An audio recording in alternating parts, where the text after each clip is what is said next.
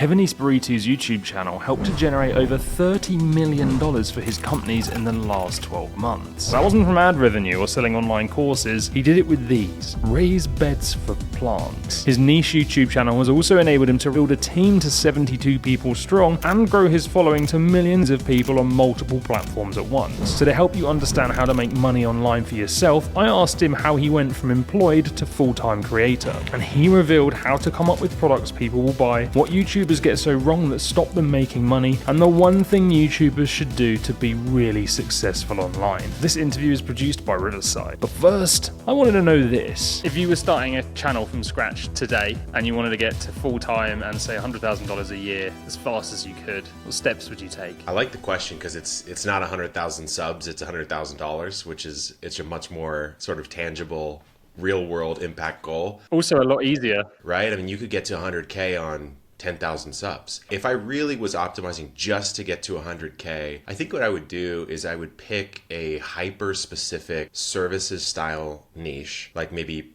professional financial modeling or something like that. And then I would create the best long form videos I could, maybe short form, but honestly, probably you wouldn't really need to do that, maybe just for discovery. And then I would funnel that into some sort of service or product that I would offer. And the only reason I would pick something super specific and connected to money is because that's typically what allows you to charge the most. And that would get me to 100K probably the fastest. Now, the question would be, am I actually interested in doing that? Personally, no. But if you're trying to, if you have a skill set that's close to something like that, then that path might make a lot of sense. You kind of need both. You need to be interested in it and enjoy the art and also go for the business. But I think there's a lot of people who maybe don't realize that the money is just sitting there waiting for them if they came up with the right offer. So what do you think most sort of YouTube creators get wrong when it comes to monetization? So for the early days of Epic, I never really cared about the ad rev on the channel. And it wasn't bad. Like, even in the early days, it would be $500 to $1,000 a month, which that's somewhat meaningful, I guess, when you're starting out. But I never cared about the ad rev. I sort of looked at it as a bonus. And so I was always sort of focused on what the long-term impact of growing that audience would be in some future where I actually had a product or a service to sell. I didn't for a while. And in 2019, I offered my first physical product, which was like a raised bed garden. And so I think that's really what people get wrong is unless you're at the craziest scales of YouTube ever, or you're a creator in like the highest RPM niches of all time, that's a high bar to clear. The money from YouTube is really coming off platform. And I think most people just don't really get that, or they don't want to do it. It's one or the other. Before we move on to learn how Kevin ended up making the leap to full-time and exploding his revenue almost 10x, have you ever tried editing subtitles like this? Flipping annoying, and it takes ages. Well, if you're like me, I've got some great news for you. Because the software I recorded this whole interview on, called Riverside, now lets you add them to your videos at the touch of a button, with like no effort. Riverside will transcribe your video for you, and that means you can actually edit it via text. But then if you want subtitles, you just push this button here, and that's it. You can pick different styles to make them look however you like, and because the transcript is so flippin' accurate, there's like no time wasted at all. There's a link in the description to sign up for free, and you can use the code FILMBOOTH for 20% off. Tell me through when you made the decision to go from part-time to full-time. What was going through your head and what made you take the leap? To me, the whole like take the leap phrasing doesn't really connect as much for me because I was sort of bullheaded in my early 20s trying to do businesses from the very start of getting out of college, and I failed so many times that I eventually worked at a job called Scribe Media. I was a second employee there. It's like a publishing company. And that taught me how to run a business or how good businesses look. And then I, re-quit and took the leap to do Epic full time. And so I wasn't super nervous, wasn't super scared. It was making about $500 a month across everything. So like the blog and the YouTube, it was making about $500.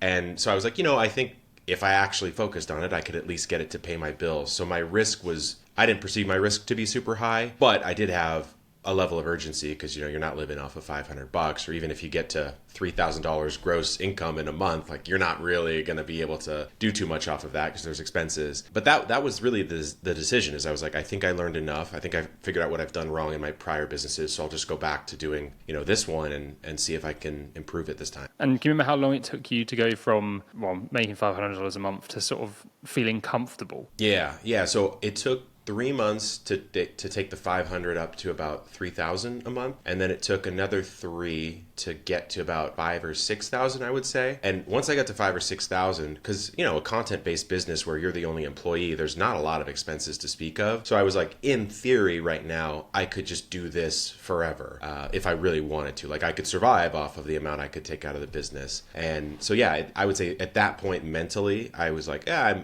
I don't have to draw my savings down to like live. But obviously, I had bigger goals than that. What were you selling at that point when you were doing 5,000 to 6,000 a month? Nothing. The blog was generating ad revenue, maybe some affiliate revenue, and similar to YouTube. It was basically the same thing on YouTube. Your AdSense, and then anyone who clicked on a description link or something. That was piecing together to the 5,000 at that point in time. And then when was it you started to introduce products? About 3 years went by. 2019 in the spring is when I started doing product, and that year is when product became immediately, and I launched it like maybe third of the way through the year. It was half my total revenue was product in the first year of launching it. So that's when I realized, like the point I said earlier about the business is actually off the platform. That's when I was like, oh, okay, all this effort I've done for years was immediately matched in less than 1 year with just offering product.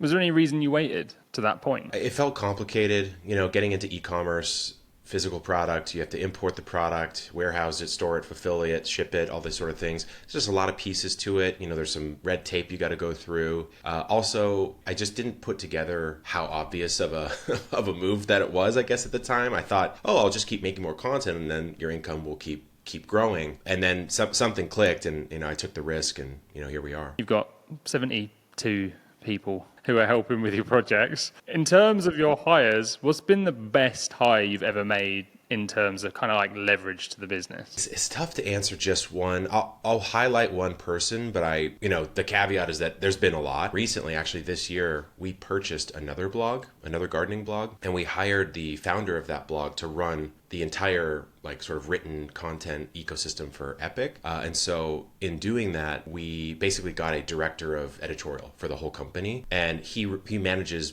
both his blog and my blog and all the written content dramatically better than I ever could, like probably 5 times better. And so in year one, we've probably returned the investment in the first year of the purchase, which is obviously that's a pretty insane payback period. But also we've gotten a team member who is just like far and away best in class at that particular thing. So I would say Jason, he's our director of search. And then in terms of producing content and growing the channel away from the business, has there been a hire there that you think was a great decision? Yeah, it was an Instagram DM. So I'm half Filipino, and we have a decent amount of Filipino followers from our audience because of that, I think. And so I got a DM from a Filipino video editor in 2019 who wanted to do, it was back when IGTV was a thing. And so he wanted to do IGTV conversions of my YouTube videos. And I was like, okay, cool, let's try it. Obviously that didn't really work out too well, but he's stuck around, and he's our senior video producer now. So this guy, Josh, he's built out our Filipino production studio and like trained and hired junior editors. And so, I mean, for me, I just realized, I'm not like you, like I'm not going to be the best editor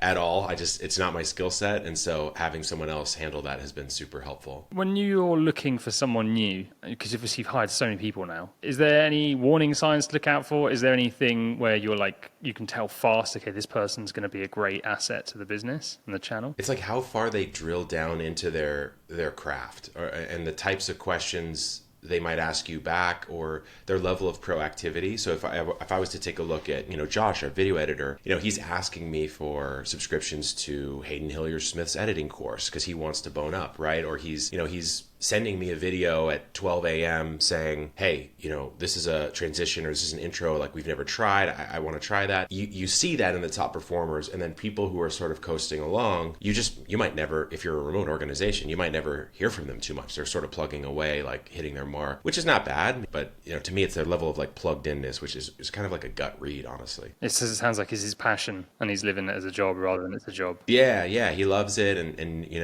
obviously you take care of your team so that they feel appreciated. In terms of growing the business then, would be the best sales and marketing decision you've ever made? Man, it's just making the content, honestly. The caveat, I guess, is like it's making content that isn't explicitly trying to sell the product, but the second effect of it is that it does, right? And so, if we had a new product launch on a I don't know, a new container that we were to sell. Actually, a great example, I'll tell you one, is we launched this seed starting tray. Really easy to use. The roots of the plants are much healthier compared to other trays. So I just made a video called My New Favorite Seed Starting Method, which obviously featured the trays and heavily featured the trays, but it really was about how to start seeds from start to finish. And it was like a 30-minute video. I think it's maybe at 1 million views now. And the effect of that, and this is just one example of the way that you can sort of offer product, the effect of that is we would sell out of those trays in 90 seconds every time we released them multiple times a week for a while because we just couldn't make enough, you know? So stuff like that just seems so obvious. It's such a benefit of being on YouTube. If you cast your mind back